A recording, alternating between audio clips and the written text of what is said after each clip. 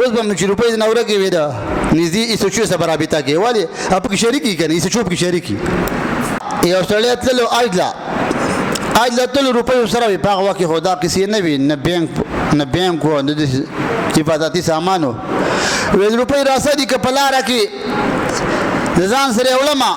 خطرې دي څوک بې رانه پټې کړي که دلته یې چاله ورکوم بیا پښیمانه کېږي نه یې راکوي نو یو شرط یې وکوتو او یو ونې د لاندې 100 روپۍ خاښې کړې تنې تنها چې کله روپۍ خاښې کړې واپس چې د اج نه راغی هغه ځای راولټوه روپۍ پکې نه وي جاړي خفه ستومانه دی مسافر یم روپۍ را سره وي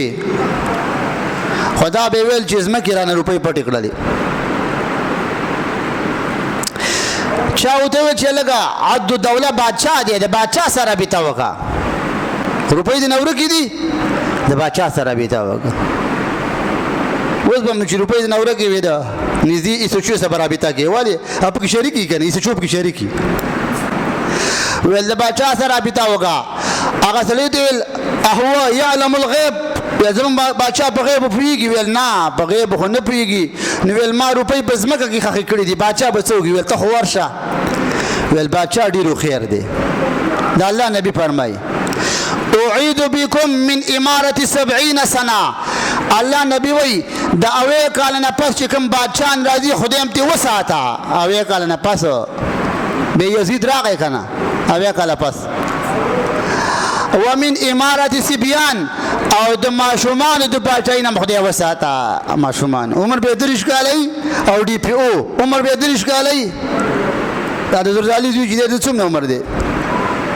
دا وزیر خارجه او داخله جوړیږي مړه خدای ته وګوره خدام لیوانه دی او پسیم لیوانی دی حکومت هم د لیوانو دی د 40 سال نه مخکې الله نبوت هم نه دی ورکړی نو ویل بادشاه خو خیر سړی دی ویل صحیح ده ور برشم بادشاه ته ویلي پلانکۍ دشته کې مې د ونې د روپۍ خښې کړې وي زه حج له لاړم روپۍ نشته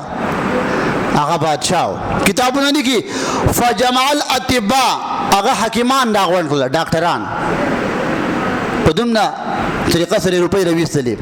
حکیمان ته ویل من ادویتم الان فی سنة هذا ویل نن سږ چا علاج کړی ویل ویل د پلانکي مرض